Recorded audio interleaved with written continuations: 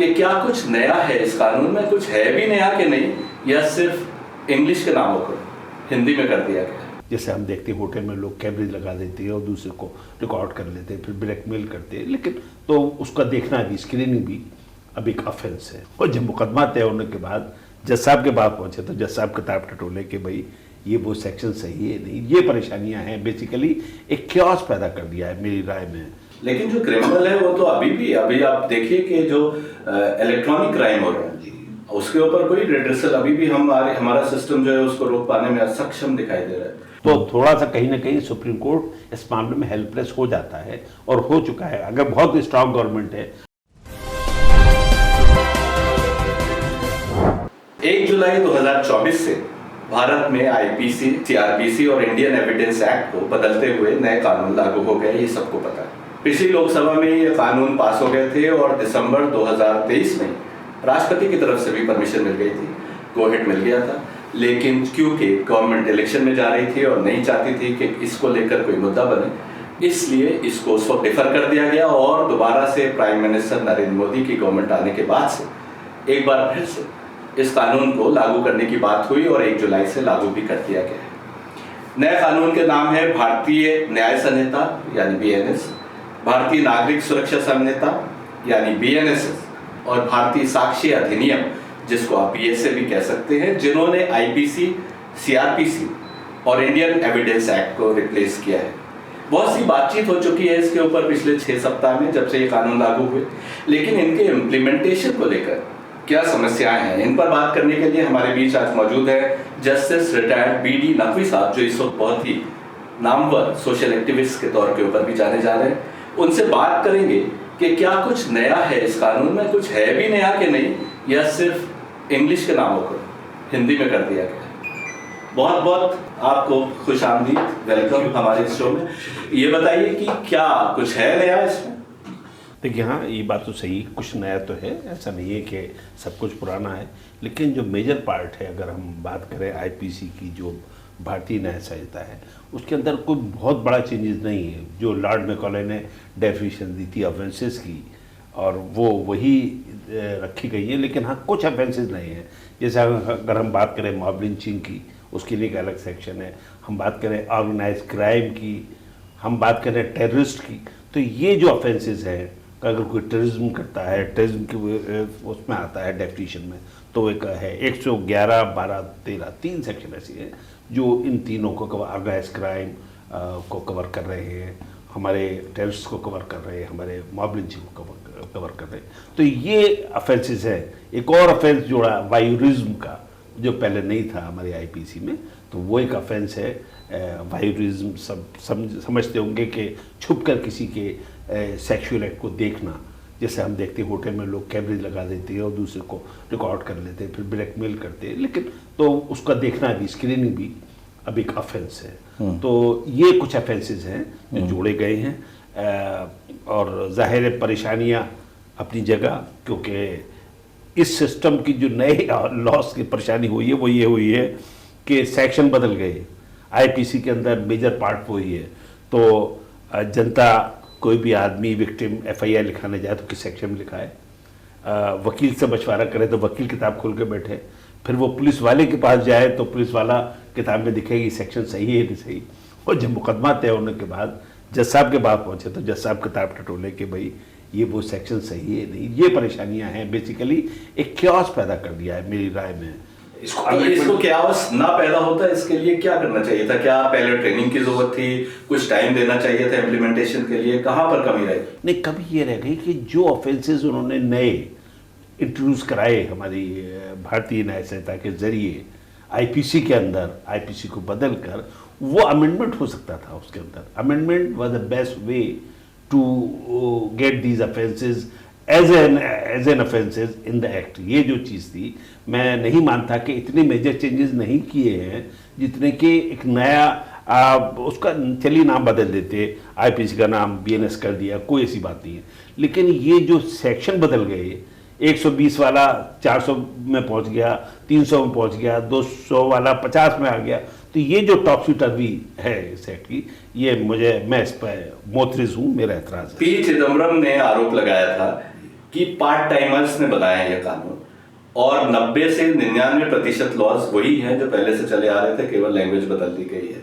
हालांकि इसका खंडन भी हुआ बीजेपी की तरफ से और उनकी तरफ से जिन्होंने ये कानून बनाया था उनका, लेकिन पी चिदम्बरम का ये भी कहना था कि बिना लॉ कमीशन के पास गए कानून पास कर दिए। आपकी क्या राय, क्या जरूरी था कि लॉ कमीशन पास जाए, क्या होता कानून?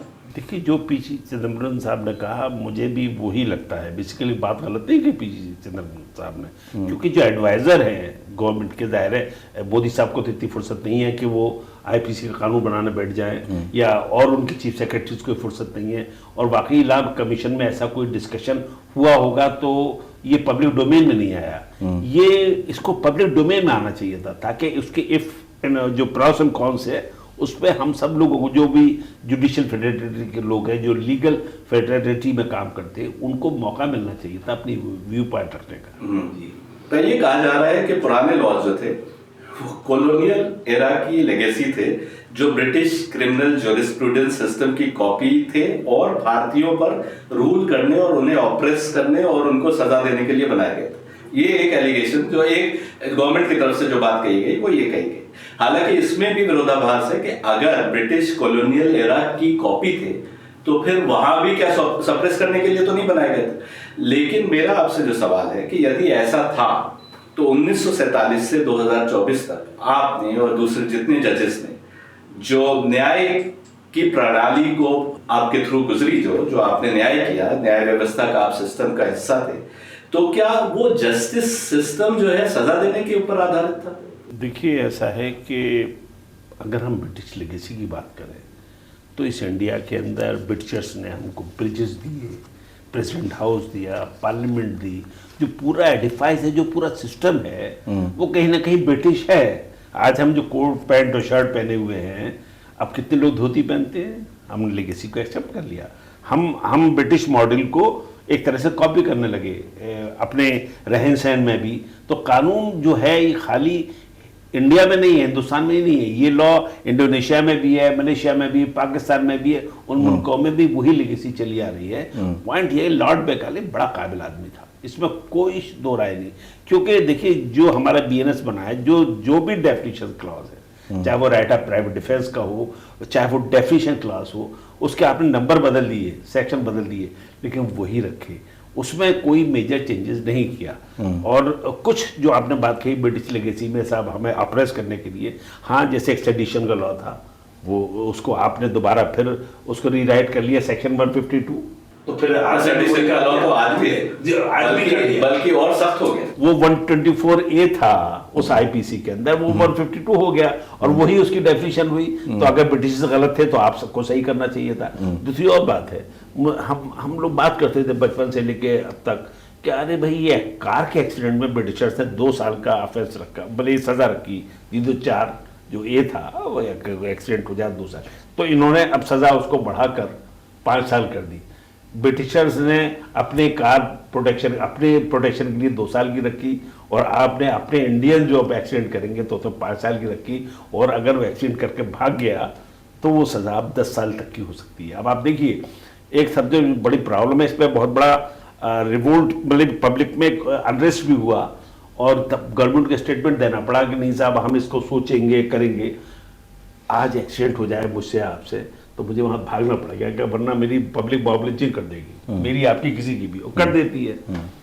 अब आदमी रिपोर्ट करे बगैर भागा तो 10 साल की सजा हो। लेकिन एक अच्छा लॉ है, लेकिन पब्लिक तो हमारी तैयार हो। हमारे किसी को एक्सीडेंट हो जाता है, वो चाहता भी है कि मैं मरीज को उठाकर हॉस्पिटल ले जाऊं, तो उसको पब्लिक मौका नहीं देती। दिस इज अ क्राइसिस, एक सोशल क्राइसिस। देखिए, लॉ का ताल्लुक समाज से बहुत है। लॉ का रिश्ता ये है कानून से, sometime law regulate society and sometime society regulates law. ये एक इंटरेस्टिंग रिलेशन जो हमने पढ़ा है। पर आपका बड़ा लंबा तजुर्बा रहा लॉ को डिलीवर करने का। बेसिकली आपको क्या लग रहा था कि पहले के कानूनों में कहाँ पर कुछ कमियां थीं जो अब एड्रेस हुई हैं? देखिए, कुछ कमियों को एड्रेस इन्होंने किया है, सिंप्लीफाई किया है। जैसे एक अच्छी चीज़ की इन्होंने कि कम्युनिटी सर्विस की सज़ा, एक पनिशमेंट जो पहले आईपीसी में नहीं था, कि अब कोर्ट जो है, जहाँ कोर्ट सिंपल सेंटेंस कर रहा है, एक सिंपल इम्प्रिजनमेंट का ना, तो 4-5 तरह के पनिशमेंट है हमारे लॉ में, आज एक बढ़ाकर 5 से 6 कर दिए। पहले 5 थे, डेथ सेंटेंस, लाइफ इम्प्रिजमेंट और represent for 10 years, 7 years, 1 year, 2 year, whatever, you know, and the rigorous imprisonment and simple imprisonment. अब ये कुल मिला के 5, लेकिन 6 ये जुड़ गया कम्युनिटी सर्विस। ये एक अच्छा अमेंडमेंट है, मैं इसकी तारीफ करूंगा, क्योंकि एक सोशल कॉन्शियसनेस बढ़ेगी। एक आदमी ने रिपेंटेंस का मौका मिलेगा, कोर्ट उसको डायरेक्ट कर सकता है कि जाइए आप सफाई करिए शहर के अंदर, आप पॉलीथीन उठाइए, लाइक दैट। जो पब्लिक कन्वीनियंस में होता है, जो पब्लिक सर्विस का होगा, वो कोर्ट तय कर देगा। तो I think it's a good decision. Organised crime को मैं कहूँगा कि ऑर्गेनाइज क्राइम का जो सेक्शन रखा है, और पेटी ऑर्गेनाइज क्राइम, और 2 सेक्शन है, 111 और 112, जिसके अंदर पेटी ऑर्गेनाइज क्राइम, जैसे हमारे बड़े बड़े फ्रॉड होते थे, करोड़ों रुपया फ्रॉड करके बैंक से ले गए लोग निकाल के, और साहब उसके अंदर पनिशमेंट उतना नहीं था।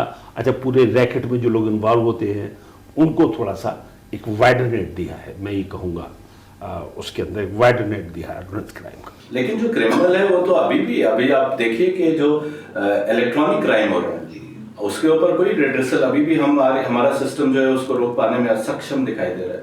तो अभी तो हम पीछे, वो क्रिमिनल हमसे आगे सोच रहे हैं और आगे बैठकर काम कर रहे हैं। देखिए, ऐसा है कि सोसाइटी के अंदर कुछ लोग ऐड करते हैं। मेरा अकाउंट बैंक में है, उस अकाउंट नंबर को कोई बैंकर ही तो बता देगा किसी को। अच्छा, और बैंक का फ्रॉड 99% बगैर बैंक ऑफिशियल के नहीं हो सकता। समझ लीजिए, बैंक जो बड़े फ्रॉड, वो छोटा क्राइम कर रहे हैं कि डेटा लीक कर रहे हैं, डेटा बेच रहे हैं, वो कोई और जो है उसको मिसयूज कर। कितनी कॉल्स आ जाती हैं, स्पैम कॉल जो हम कहते हैं, कि भाई हम सोचते हैं भाई कैसे आ गया है, अमेरिका में बैठ के हमें कॉल कर रहा है और हमें बेवकूफ़ बनाने की कोशिश कर रहा है, हमको डिसीव कर रहा है। तो ये प्रॉब्लम पूरे सिस्टम की है। हम डिजिटल ज़रूर हुआ है हमारा निज़ाम, अच्छा हमारे आईपीसी में अंदर डिजिटल तौर पर जो ऑफेंसेस होंगे उनके लिए भी प्रोविज़न है, और डॉक्यूमेंट मान लिया गया है उसको कि डिजिटल डॉक्यूमेंट जो पहले नहीं था। तो वो चेंजेस हैं, और जैसे मैंने बताया 3-4 ऑफेंसेस जोड़े हैं। अब टेररिस्ट के लिए एक ऑफेंस आईपीसी में भी है। इस पर मैं आना चाह रहा हूँ, क्योंकि पीछे आपने इसके ऊपर बात करी। जैसे वापस उसी के ऊपर चलते हैं कि जो पिछले कानून का फोकस था वो जस्टिस देने के ऊपर अगर नहीं था, जैसा कि कहा जाता है, और सजा देने पर ज्यादा था, तो अगर ऐसा है तो नए कानून में सजा कम होना चाहिए थी ना। सजा तो हमें बढ़ी हुई दिखाई दे रही है। बीएनएस में ऑफेंसेस के बदले में पेनल्टीज कम नहीं हुई है, बल्कि बढ़ी हुई दिखाई दे रही है। टाडा था, फिर यूपीए आया, अब जो है यूपीए के रहते हुए एंटी टेरर लॉस की जरूरत क्यों पड़ गई? ये बहुत ही सही ऑब्जेक्शन, आपको सही सवाल है। अब अगर कोई किसी शख्स को मानते हैं टेररिज्म किया है, तो वो यूएपीए में भी मुल्जिम है और आईपीसी में भी है। तो अब उसके लिए ये कर दिया है कि एसएसपी जो है वहां का, उस जिले का, वो तय करेगा कि उसका ट्रायल आईपीसी इसमें बीएनएस में होगा या उसका ट्रायल यूएपीए में होगा। ये उन्होंने एक क्लॉज बनाया है, लॉ बनाया है कि ऐसा होगा। तो क्या 2 तरीके से जस्टिस डिलीवर दोनों जगह नहीं होगा, ट्रायल एक ही जगह होगा, तो उसकी मर्जी पर होगा। एसएसपी तय कर देगा कि ये ऑफेंस के जो नेचर है, ये खाली सिटी, तो बहुत सारी जगह तो एसएसपी पॉलिटिकल बॉसेस की राय के ऊपर तय करेगा।